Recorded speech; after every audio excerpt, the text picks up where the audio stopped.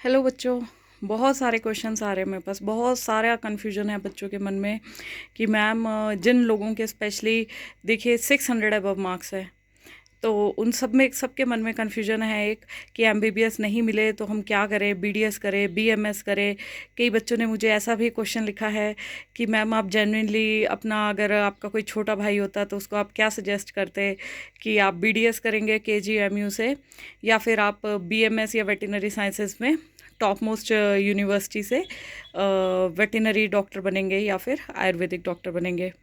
और बहुत सारे कन्फ्यूजन्स हैं, जैसे 640 नंबर वाले बच्चे पूछ रहे हैं कि मैम हम क्या करें, ड्रॉप ले क्या करें, और बाकी भी जिनके अलग अलग कोटा हैं, तो बच्चों को बहुत कन्फ्यूजन है। एक बच्चे ने मेरे से डायरेक्ट क्वेश्चन किया है कि मैम आप डेंटिस्ट हैं, आप बीडीएस की है आपने, तो आप अपनी फील्ड के बारे में भी बताइए कि लोगों में तो बहुत सारी अफवाहें हैं कि करने के बाद स्कोप नहीं है, ये नहीं है, वो नहीं है। तो बेटा ये बिल्कुल एक अनबायस्ड वीडियो होने वाला है, थोड़ा सा लंबा ज़रूर हो सकता है, बट आप ज़रूर टाइम दे के अगर आप इसको सुनेंगे तो मैं आपको दावे के साथ कह सकती हूँ कि आपका टाइम लॉस नहीं होगा, आप कुछ ना कुछ गेन करेंगे। क्योंकि देखिए बेटा, एमबीबीएस हर नीट एस्पिरेंट का पहला सपना वही होता है। लेकिन अब जैसे मुझे किन परिस्थितियों में मैंने बीडीएस ली, या मुझे क्या प्रॉपर गाइडेंस नहीं मिली, या क्या मैं एमबीबीएस ले सकती थी, या क्या बीडीएस लेने के बाद मुझे पछतावा हुआ, क्योंकि मैक्सिमम लोगों की, बच्चों की चॉइस एमबीबीएस के बाद सेकंड चॉइस बीडीएस रहती है। और जो पहली नीट की काउंसलिंग होती है उसमें भी सबसे पहले आपकी एमबीबीएस और बीडीएस सीट्स भरती हैं, उसके बाद फिर आपका हफ्ते के बाद आपकी बीएमएस के लिए, आयुष के लिए आपकी काउंसलिंग शुरू हो जाती है। तो बेटा सबसे पहले सिलसिलेवार बात करेंगे। तो जिन बच्चों के नंबर हैं 630 से 640 के बीच में, तो बेटा इस बार बस आपका लक ख़राब था, क्योंकि पिछली बार तो मेरिट आप लोगों को पता ही है, खुद आप लोगों को आइडिया है कि स्टेट कोटे में तो मेरिट्स 600 तक गई हैं। तो 600 नंबर वाले, इवन 595 वालों को भी कईयों को स्टेट में रैंक मिला है। और कई एनालिसिस डाटा शो करते हैं कि कई स्टेट्स में 590 वालों को भी आराम से एमबीबीएस की सीट मिली है। तो ये चीज़ें हैं, लेकिन इस बार क्या करें, हम कुछ नहीं कर सकते। हम तो बस ये देख सकते हैं कि हमें कहाँ पे अपनी गलतियों को सुधारना है, क्योंकि इस बार देखिए मेरिट के जो चांसेस हैं वो 650 पे ज़्यादातर चांसेस आ रहे हैं। 650 पे शायद मेरिट ख़त्म हो जाए, या फिर ज़्यादा से ज़्यादा 648 तक मेरिट जाए, जो कि आपका एनालिसिस कह रहा है, और जो कि आपके रिव्यूज़ आ रहे हैं, और जो भी डाटा एनालिसिस आ रहे हैं, और जो कोचिंग इंस्टीट्यूशंस वाले और जो बहुत बड़े बड़े लोग कैलकुलेशन करने वाले बैठे हैं वो कह रहे हैं। तो देखिए बॉर्डर लाइन केसेस, अब 641 बच्चे के नंबर का आया था मेरे पास क्वेश्चन। एक बार इवन 648 वाले बच्चे का, ओबीसी कैटेगरी में वो बच्चा थोड़ा सा फील कर रहा था कि मेरा नंबर आएगा या नहीं आएगा। तो 648 वाला बच्चा भी इस टाइम डिलीमा में चल रहा है, राइट। तो वैसे तो देखिए जिस बच्चे के 648 या किसी भी बच्चे का अगर 630 या 640 से ऊपर नंबर है, तो उसका कैलिबर मैं मानती हूँ कि वो 680 के बराबर है। क्योंकि कुछ ना कुछ परिस्थितियाँ रही होंगी, हो सकता है कुछ 2-4 क्वेश्चंस गलत मार्क कर दिए हों, 2-4 क्वेश्चन 50-50 मार्क कर दिए गए हों, उस वजह से रैंकिंग की प्रॉब्लम आई होगी। तो चलिए अब मुद्दे की बात पे आते हैं। मुद्दे की बात ये है कि जब मुझे भी एमबीबीएस नहीं मिली थी, और जब मैंने एक टाइम फर्स्ट टाइम में बीडीएस मिली थी, बस मैंने एक ड्रॉप किया था। उसके बाद मुझे ऐसा लगा कि नहीं, मैं और ड्रॉप नहीं कर सकती, मैंने बहुत पढ़ाई कर ली है, मेरा दिमाग ऐसे सैचुरेशन हो गया है इसे। और मिडिल क्लास की फैमिली से होने के कारण जो फर्स्ट बच्चा होता है उस पर ज़्यादा प्रेशर होता है कि हम करें क्या, कि जब पिछली बार भी बीडीएस मिली, इस साल भी बीडीएस मिली, तो हो सकता है शायद मेरे भाग्य में ही बीडीएस लिखी है, तो मुझे यही करनी है। तो मैंने उसके बेसिस पे ले ली थी एडमिशन ले ली थी, बट उस टाइम मुझे कोई गाइड करने वाला नहीं था। और आप लोगों को मैं इसलिए सही गाइड कर सकती हूँ क्योंकि मुझे पता है कि जब हम अपने हॉस्पिटल में, सरकारी हॉस्पिटल में जब तैनाती हुई, हमें देखिए मौका मिलता है काम करने का। एमबीबीएस वालों के साथ भी डॉक्टर वहीं पे होते हैं, और बीएमएस वालों के साथ भी हमारी इंटरेक्शन बढ़ जाती है। तो इसलिए आई थिंक कि मैं अपनी गलतियों से आपको थोड़ा सा गाइड कर सकती हूँ। तो देखिए बीडीएस के बाद जब मैंने एडमिशन ले ली थी, तो जब हम बीडीएस में गए, तो वहाँ पे एक क्लॉज होता है सीधा सीधा लिखा हुआ कि अगर आप कॉलेज छोड़ के जाते हैं तो आपको 4 सालों की अपनी पूरी फीस देनी पड़ेगी, क्योंकि 5वां साल तो इंटर्नशिप का रहता है, राइट। तो जो कोर्स रहता है हमारा 5.25 साल से 5.5 साल तक का रहता है।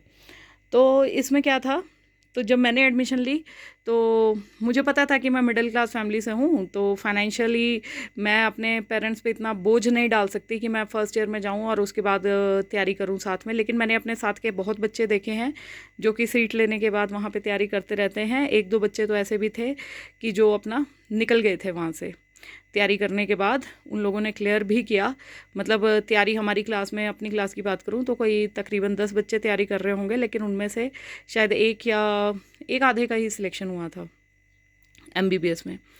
तो अगर उनमें इतनी ताकत रहती है कि वो फ़ीस दे के पूरा निकल सकते हैं तो बहुत अच्छा ऑप्शन आपको करना भी चाहिए। और उसके बाद भी जब मैंने गवर्नमेंट सर्विस में अपना ज्वाइन किया तो मैंने ऐसे एग्जांपल देखे हैं कि जिन्होंने गवर्नमेंट डेंटल कॉलेज में एडमिशन लिया हुआ था और उसके बाद जब हम मिले डॉक्टर साहब जिन्होंने ज्वाइन किया था, तो जब हमारी बातचीत हुई तो पता चला कि उन्होंने भी बीडीएस किया था, लेकिन उनका 3rd या 4th ईयर में जब वो थे तो उनका एमबीबीएस में नंबर आ गया था तो उन्होंने छोड़ दी थी बीडीएस की सीट। तो बेटा ऐसे बहुत सारे एग्जांपल्स हैं। मेरे में इतनी ताकत नहीं थी, लेकिन अगर आप में ताकत है, अगर आप में कैपेबिलिटी है कि आप लोग फ़ीस स्ट्रक्चर दे सकते हैं, तो देखिए अपनी जो फर्स्ट प्रायोरिटी जो एमबीबीएस है उसकी तरफ आप जाइए। हैविंग सेड दैट मैं आपको एक चीज़ और बताना चाहूँगी। कई बार जब ऑल इंडिया कोटे से देखिए काउंसलिंग होती थी तो हमने ऐसे भी किस्से सुने हैं कि जो पहले 1000 बच्चों में थे, जो 2-3 लड़कियां थी, उन्होंने स्पेशली बीडीएस को फर्स्ट प्रेफरेंस लेके दिल्ली के जो टॉप मोस्ट कॉलेजेस हैं बीडीएस के, वहाँ पे उन्होंने एडमिशन लिया था।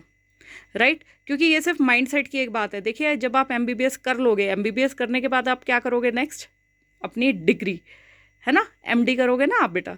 तो जब एमडी आप करने जाओगे तो एमडी की ब्रांचेस देखिए आप, माइक्रोबायो में है आपकी, पैथोलॉजी में है जो एमबीबीएस वाले करते हैं, स्किन है डर्मा जो कि टॉप मोस्ट ब्रांचेस में से एक है, रेडियोलॉजी है जो टॉप मोस्ट ब्रांचेस में से है, फिर मेडिसिन है, फिर सर्जरी है, फिर पीडियाट्रिक्स है, फिर आपकी एक और ब्रांच होती है पीएसएम जो कि आपके ये प्रिवेंटिव इसमें जाते हैं और जो प्रोग्राम्स वगैरह सेट करते हैं।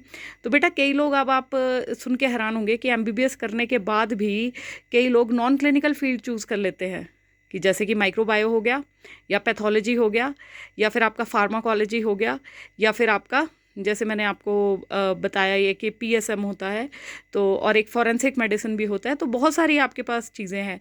तो जो डेंटिस्ट्री है, डेंटिस्ट्री अपने आप में एक स्पेशलाइजेशन है दांतों की। तो वैसे ही अगर आप मेडिसिन के डॉक्टर बनते हैं तो आप मेडिसिन लिखेंगे उसमें, अगर आप सर्जरी के डॉक्टर बनते हैं तो आप सर्जरीज करेंगे, राइट। अगर आप स्किन के डॉक्टर बनते हैं तो you will be dealing with skins. अगर आप गायनेकोलॉजिस्ट बनते हैं तो आप गायनी की तरफ को चले जाएंगे स्पेशलाइजेशन करने के बाद। अगर आप पीडियाट्रिक्स बनते हैं बच्चों की चीज़ों में जाएंगे। अगर आप माइक्रोबायोलॉजिस्ट बनते हैं आफ्टर स्पेशलाइज एमबीबीएस के बाद आप माइक्रोबायो में करते हैं, तो आप उस हिसाब से आप कार्डर चेंज हो जाएगा, आप एकेडमिक्स में चले जाएंगे। ठीक है, तो ये बेटा हमें चीज़ें पता ही नहीं होती। तो हम उस टाइम बड़े हैरान होते थे कि ऐसा कैसे हो गया कि बीडीएस ऐसे कैसे कोई टॉपर लड़कियां ले सकती हैं। हो सकता है उनको पहले से आइडिया हो।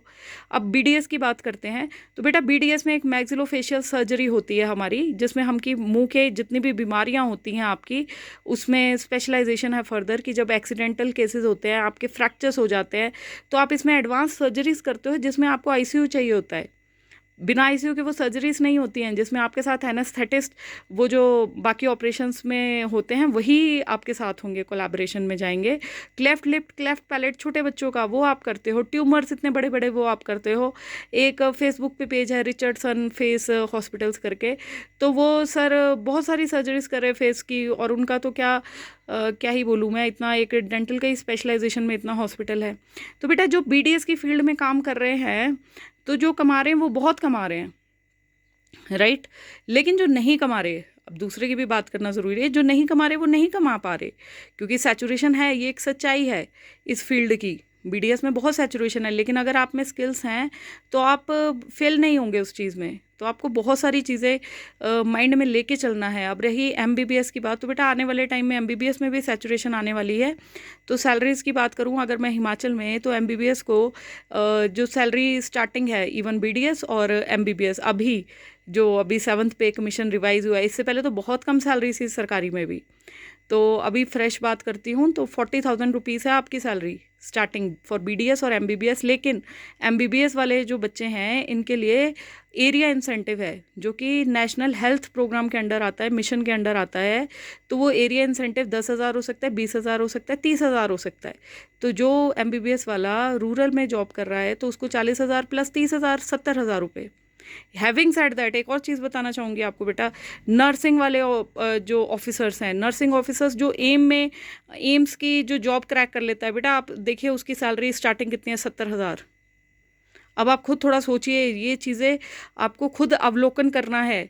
ज़रूरी नहीं है कि सिर्फ नाम के आगे डॉक्टर लगा होना चाहिए। अब मैं यही अपने दिमाग में सोच रही थी जब मैं एनालिसिस कर रही थी कि भाई साहब कोई एक बीडीएस है जो कि 40,000 में नौकरी लगेगा, या फिर एमबीबीएस है वो 40 प्लस, अगर किसी ऐसे एरिया में जहाँ पे 10,000 इंसेंटिव है तो वहाँ 50,000 में नौकरी कर रहा है स्टार्टिंग में। लेकिन एक जो नर्सिंग ऑफिसर है वो एम्स में अगर नौकरी जाके कर रहा है तो वो 70,000 उसका स्टार्टिंग का पैकेज है। तो बेटा आपको सारी चीज़ों का एक एनालिसिस करना है, डिटेल्ड एनालिसिस करना है कि आप क्या कर सकते हो, ठीक है। तो उसके अकॉर्डिंग ही आपको सारे डिसीजंस लेने हैं। अब ऐसा नहीं है कि जो हमारे बीडीएस के साथ वाले हैं जो कि देखिए जिन्होंने भी बीडीएस की, कोई मैंने ऐसा नहीं देखा कि घर पे बैठ के विला बैठा हो। वो लोग कुछ ना कुछ लाइफ में कर ही रहे हैं। कई लोग बहुत आगे निकल गए हैं, मैं उनके सामने कुछ नहीं हूँ। कई लोगों का इतना अच्छा क्लिनिकल सेटअप है और मतलब they are doing very well in life. तो बेटा ऐसा है कईयों को, कई लोग अभी भी तैयारी कर रहे हैं कि हमें मिल जाए जॉब। तो बेटा ये सारा तो माइंडसेट की बात है ना। कई लोग प्राइवेट में जाके बहुत ज़्यादा कमा रहे हैं, कई लोगों ने स्पेशलाइजेशंस करके बहुत ज़्यादा कमा रहे हैं। एक साइड फैक्ट तो है कि बीडीएस के बाद आपको देखिए अगर काम आता है तभी आप सर्वाइव कर पाओगे। जो सर्वाइव कर रहे हैं वो, अभी भी मैं अगर अपना प्राइवेट क्लिनिक खोलती हूँ तो मुझे पता है कि मुझ में स्किल्स हैं, मैं काम कर सकती हूँ। क्योंकि इससे पहले मैंने गवर्नमेंट सेक्टर में आने से पहले 2 साल अपना प्राइवेट में काम किया है। और प्राइवेट में मैं, आप जान के हैरान होंगे कि प्राइवेट में ज़्यादा कमा रही थी। जब मैंने सरकारी में ज्वाइन किया थोड़ी सैलरी कम थी। लेकिन अब आप में से कुछ लोग बोलेंगे कि मैडम आपने फिर क्यों स्विच कर लिया। देखो बेटा, लेडीज़ को बहुत सारी चीज़ें सोचनी पड़ती हैं। मैं जहाँ जॉब करती थी पंजाब में करती थी, और उसके अकॉर्डिंग वट एवर, चलिए उस पर अलग सेपरेट बात करेंगे, अभी मुद्दे की बात पर आते हैं। तो एक बच्चे ने मेरे से ये भी पूछा था मैं कि मैम आपका छोटा भाई होता तो आप उसको क्या सजेशन देते। तो बेटा मेरा छोटा भाई है, और जब हमने उसने जब ड्रॉप अपना किया था, तो जब उसका फर्स्ट अटैम्प्ट तो +2 के बाद माना जाएगा, क्योंकि हम लोग कहीं कोचिंग के लिए नहीं गए थे, भेजा था उसको। और जब +2 के बाद कोचिंग के लिए गया था तो फर्स्ट अटैम्प्ट के बाद थोड़ा सा डिप्रेशन आया था उसे कि अब मैं क्या करूँ। तो मजाक मजाक में बोलता था कि अब तो प्याज की रेडी लगाऊंगा, वो बेचूंगा। तो मैंने उसे बोला था कि भाई मैं अभी बीडीएस कर चुकी हूँ, मैं उस टाइम शायद फाइनल ईयर में थी, तो आई वाज लाइक कि मैंने स्ट्रगल कर लिया है। अगर तेरा मन नहीं करता है सेकंड ड्रॉप का, जस्ट टेल मी, मेरा जो स्ट्रगल होगा मैं क्लिनिक सेटअप कर लूँगी। तो जो भी पेशेंट फ्लो आपका बनता है, और 3-4 सालों में आपके पेशेंट्स बहुत हो जाते हैं, क्योंकि अगर आप अच्छा काम कर रहे हैं। तो मेरे को ये था कि मैंने शादी करके निकल जाना है, तो सेकेंड में इसके काम आ जाएगी वो चीज़। तो हमने ये भी सोचा, बट नहीं, उसका पैशन एमबीबीएस था। तो आप देखिए सेकंड जब उसने ड्रॉप लिया था तो उसके बाद उसका ऑल इंडिया रैंक 398 था, एएफएमसी उसका क्लियर हुआ विद उसका 31 रैंक था। फिर उसका चंडीगढ़ सीईटी क्लियर हुआ, उसमें भी रैंक बहुत अच्छा था। और उसके बाद उसका हम हिमाचल का स्टेट का क्लियर हुआ, उसमें भी शायद 19th रैंक था जितना मुझे याद है। तो ये सारी चीज़ें हुई है। तो ये ऐसा नहीं है कि कोई, और मैं आपको सच बता रही हूँ, हम लोग मिडिल क्लास फैमिली से हैं, एक टीचर्स की फैमिली से, हमारे पेरेंट्स टीचर्स हैं। तो मैं अपने, अब मेरा भाई इस टाइम प्रेजेंटली आप पूछें क्या कर रहा है, उसने एमबीबीएस अपनी एफएमसी से कंप्लीट की, तो आर्म्ड फोर्सेस में अभी जॉब कर रहा है। उसके बाद आई स्पेशलाइजेशन करी है उसने। तो ये चीज़ें हैं। तो बेटा अगर हार्ड वर्क कर रहे हो वो कहीं वेस्ट नहीं जाएगा, राइट। अब वो आई की स्पेशलाइजेशन है, तो आई वाला डॉक्टर आँख में काम करेगा ना। अब वो आंख वाले के पास आप पूरी बॉडी का दिखाने जाओगे कि हाँ भाई हमें ये, वो नहीं करेगा वो चीज़। अब मैं वही स्टार्टिंग में जब मैं बीडीएस में प्रैक्टिस करती थोड़ा सा आपको वो रहता है कि नहीं यार एमबीबीएस हमारा पहला प्यार था, देन व्हाट। अब जो आंख का डॉक्टर वो आंख का काम कर रहा है, जो ईएनटी का है वो ईएनटी का काम कर रहा है भाई, है ना। थोड़ा सोचो। तो अगर मैं दांत की डॉक्टर हूँ, मेरे पास आएगा कोई पेट दर्द वाला, मैं उसको डायरेक्ट बोलती हूँ कि भाई मेरे को पेट दर्द की डॉक्टर नहीं हूँ, पेट दर्द वाले को दिखाओ। अब दांत वाला अगर एमबीबीएस वाले के पास जाएगा कि भैया मेरा दांत ठीक कर दो, वो कर सकते हैं क्या? वो सिर्फ दवाई दे सकते हैं, वो प्रोसीजर नहीं कर सकते। तो ये बस माइंडसेट की बात है। रही सैचुरेशन की बात, तो सैचुरेशन है, ठीक है। इसके ऊपर एक अलग वीडियो बना दूंगी कि क्या स्ट्रगल्स हैं बीडीएस वालों के, अगर किसी को चाहिए तो। और बाकी अपना माइंड ओपन रखिए, अपने दिमाग से पूछिए कि आपको आपका पैशन क्या है। अगर आपका सेकंड चॉइस है बीडीएस, तो बेशक आप चाहे गवर्नमेंट डेंटल कॉलेज कहीं भी एडमिशन ले लो, बट आप देखते रहिए साथ में कि हाँ भाई वहाँ पे सीट्स वैकेट हो रही हैं। इवन प्राइवेट सेक्टर वालों के लिए अब एक बहुत ही सीक्रेट चीज़ बताने वाली हूँ कि आप लोगों को हमेशा गवर्नमेंट डेंटल कॉलेज पे एक आँख रखनी है। क्यों रखनी है? क्योंकि हमने देखे हैं ऐसे केसेस कि जब गवर्नमेंट डेंटल कॉलेज से कोई सीट छोड़ के जाता है ना आपके एमबीबीएस के लेने के लिए, तो वो वैकेंसी राइज होती है, हम लोगों को पता ही नहीं होता। मुझे तो नहीं पता था। खैर मेरा माइंडसेट भी क्लियर था कि मैं तो पैसे इतने हम वो नहीं कर सकते हैं वट तो हम छोड़ भी नहीं सकती थी मैं उस टाइम सीटें अपनी। बट चलो जो लोग करते हैं वो करते हैं, वो शिफ्ट कर जाते हैं, है ना। तो बहुत सारी चीज़ें हैं।